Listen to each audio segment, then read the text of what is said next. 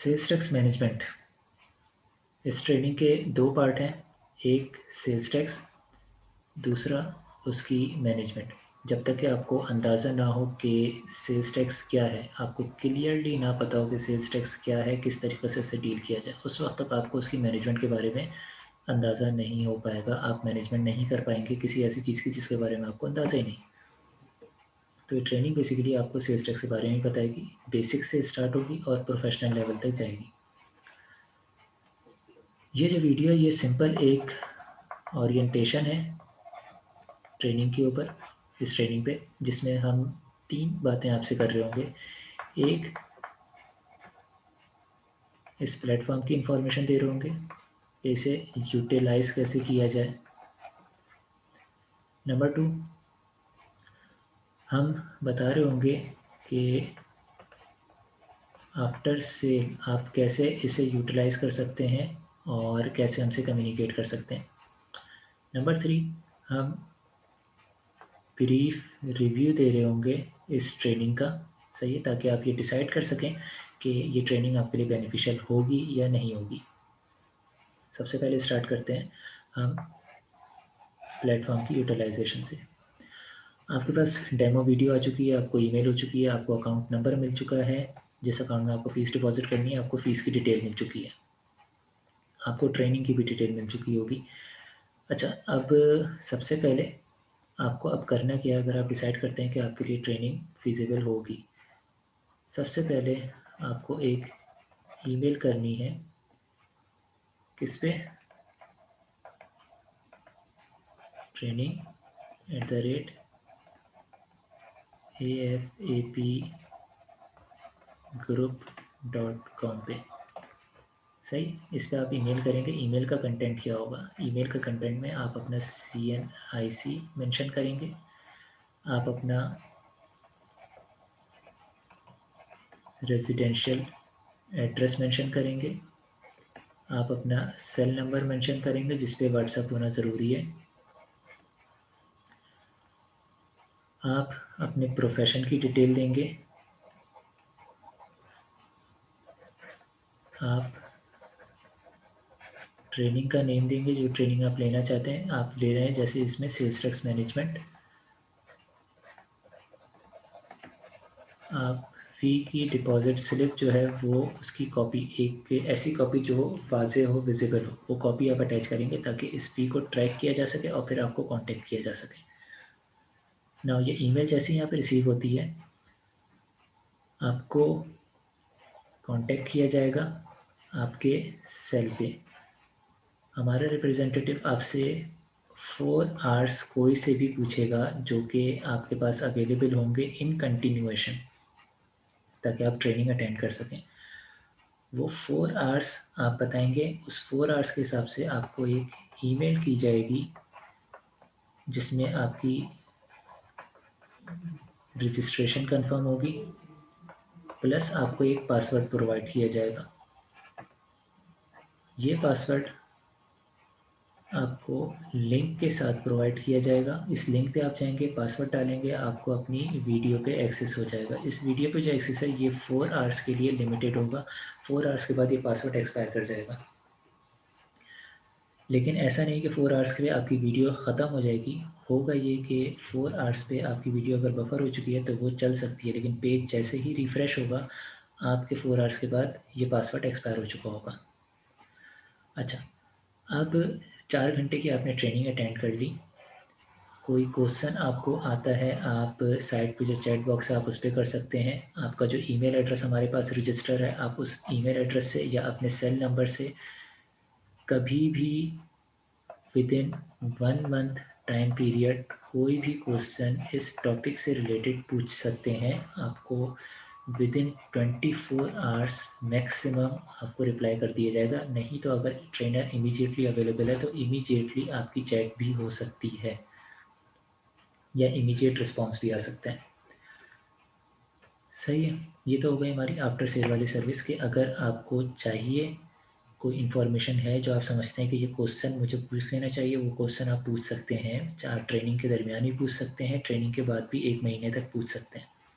इसके अलावा आप विदिन 1 मंथ फर्दर भी सब्सीक्वेंट 2 आवर्स के लिए आप इस ट्रेनिंग पे दोबारा एक्सेस ले सकते हैं। आपको लगता है कि ये टॉपिक मुझसे मिस हो गया, ये मुझे दोबारा देखना चाहिए। अब ये 2 आवर्स आप 10 मिनट, 15 मिनट, 20 मिनट कर के अलग-अलग ले लें या एक वन गो में 2 आवर्स पूरे ले लें। विद इन 1 फर्दर मंथ या आप 2 आवर्स भी इस्तेमाल कर सकते हैं और कोई भी सवाल कभी भी आप पूछ सकते हैं। ये 2 चीज़ें आपको एडिशनल यहाँ पे मिल रही है, ताकि ये जो भी आपने इस ट्रेनिंग में किया, जो भी समझा, उसके ऊपर आपको ग्रिप हासिल हो सके। ये तो हो गई आपकी इस ट्रेनिंग के रिलेटेड जो प्लेटफॉर्म है और जो आफ्टर सेल सर्विस है उसके बारे में डिटेल। अब हम चलते हैं सेल्स टैक्स, जो कि ये बेसिक ट्रेनिंग है, वो क्या है। इस ट्रेनिंग का एक ब्रीफ रिव्यू लेते हैं। सेल्स टैक्स बेसिकली पाकिस्तान में जो है वो इनिशियली एक सेल्स टैक्स के ही हिसाब से आया था, वैट के हिसाब से नहीं था। वैल्यू एडिशन टैक्स बाद में जो है इसे इंट्रोड्यूस किया गया, इसे कन्वर्ट किया गया और वैल्यू एडिशन टैक्स भी कम्प्लीटली नहीं रखा गया क्योंकि यहाँ के सर्कमस्टांसिस थोड़े डिफरेंट हैं, फॉरेन कंट्रीज़ के थोड़े डिफरेंट हैं, यूरोप के डिफरेंट हैं, इसके अलावा दूसरे कंट्रीज़ के डिफरेंट हैं। तो वैट यहाँ पे चल नहीं सका, अभी नहीं चल सका, हो सकता है फ्यूचर में चल जाए, लेकिन अभी नहीं चल सका। तो हम बेसिकली समझ रहे होंगे वैट क्या है, सेल्स टैक्स क्या होता है, टैक्सेस कौन से डायरेक्ट और इनडायरेक्ट होते हैं। सही है। सेल्स टैक्स क्यों इनडायरेक्ट टैक्स है, बहुत बेसिक सा कॉन्सेप्ट है ये, लेकिन जो मेजर कॉन्सेप्ट सेल्स टैक्स से रिलेटेड यहाँ पर आ जाते हैं वो क्या होंगे, वो डिफरेंट टर्म्स होंगी, प्लस ये इस ट्रेनिंग की ख़ास बात है मैनेजमेंट। ये मैनेजमेंट है इस ट्रेनिंग की ख़ास बात।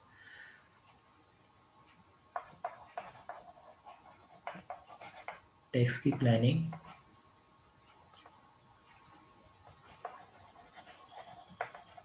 रिप्लाइज, कंप्लायंस,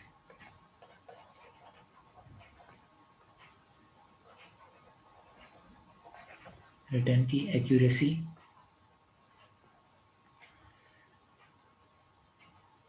ये सारी चीज़ें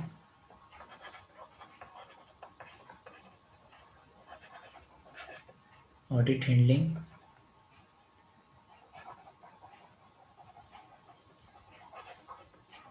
communications with sales tax department, ये सारी चीज़ें उस वक्त पॉसिबल होंगी जब आपको सेल्स टैक्स की अच्छी नॉलेज होगी, तभी आप उसे अच्छे तरीक़े से मैनेज कर पाएंगे।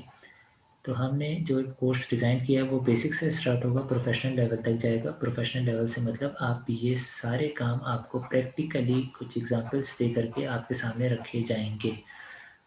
इसके बाद आपके पास 1 मंथ का फर्दर पीरियड भी, जिसमें आप अपनी अंडरस्टैंडिंग और ज़्यादा बेहतर कर सकते हैं जो कुछ भी आपने इस ट्रेनिंग में सीखा होगा। तो वंस आप ये ट्रेनिंग ले लेते हैं तो आप एक परमानेंटली एक ऐसे नॉलेज को एक्वायर कर लेंगे जिसे आप खुद से अपडेट कर सकते होंगे। हमारा सबसे पहले जो स्टार्ट होगा टॉपिक वो बेसिक कॉन्सेप्ट से स्टार्ट होगा, जो तकरीबन 20 मिनट्स तक जाएगा। इसके बाद हम इंपॉर्टेंट टर्म्स जो हैं वो डिस्क्लोज कर रहे होंगे, ऐसी टर्म जो कि इंग्लिश में मानी कुछ और हो जाते हैं लेकिन सेल्स टैक्स में मानी उसके कुछ और हैं, वो टर्म्स यहाँ पे डिस्क्लोज हो रही होंगी या इंटरचेंजेबली लोग इस्तेमाल कर जाते हैं। तो इंटरचेंजेबली इस्तेमाल ना हो, जो टर्म जिस पर्पज़ के लिए है उसी पर्पज़ में इस्तेमाल हो।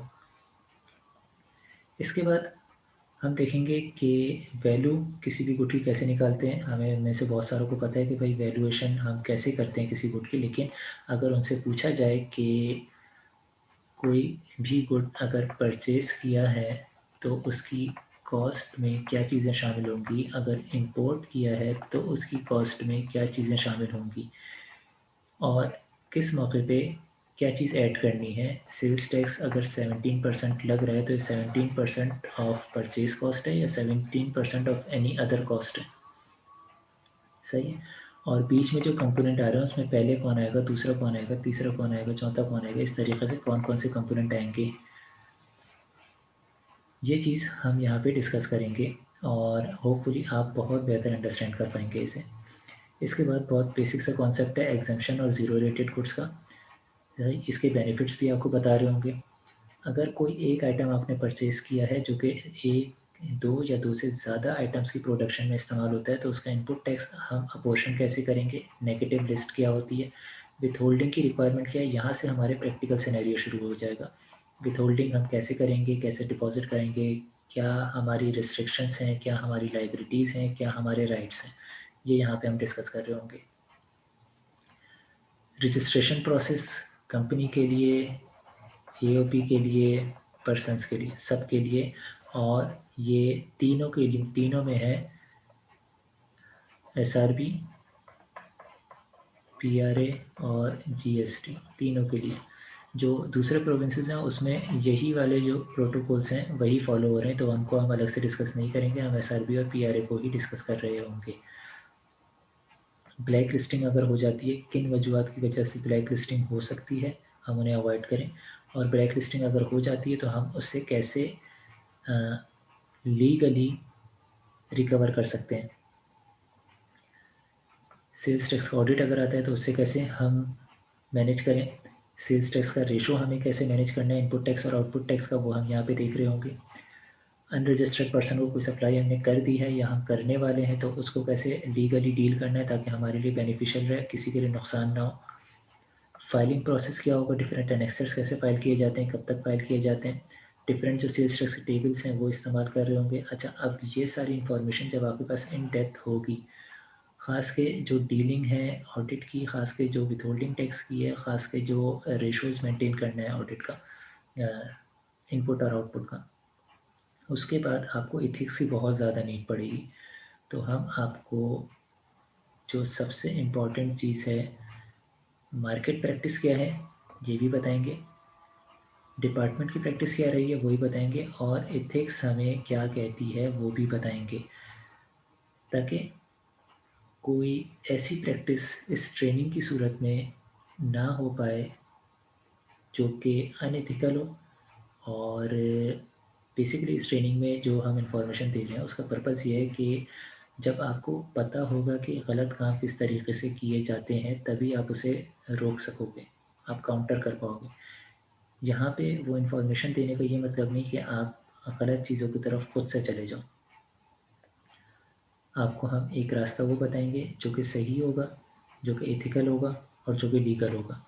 उस तरीके पे रहते हुए आप बेनिफिट सारे ले सकते हैं, आपको अनएथिकल होने की ज़रूरत नहीं है। और एथिक्स के ऊपर हमारा फोकस काफ़ी ज़्यादा है। बेसिकली सेल्स टैक्स इतनी बुरी चीज़ है नहीं जितनी बना दी गई है, ना रेट इतना हाई है, ये सिर्फ कुछ प्रैक्टिसेस हैं जो इसे ख़राब बना दे रही हैं, सिर्फ और सिर्फ हम एथिक्स से हट रहे हैं जो इसे ख़राब बना दे रहे हैं। होपफुली आपको कॉस्ट का मालूम है, आपको रजिस्ट्रेशन प्रोसेस का मालूम है, आपको प्लेटफॉर्म के प्रोटोकॉल का मालूम हो गया, आपको ब्रीफ मालूम हो गई ट्रेनिंग की। आई होप अब आपके इस पोजीशन में है कि आप ये डिसाइड कर सकें कि ट्रेनिंग आपके लिए बेनिफिशियल रहेगी या नहीं रहेगी। Hope you understand maximum out of this orientation. Allah Hafiz.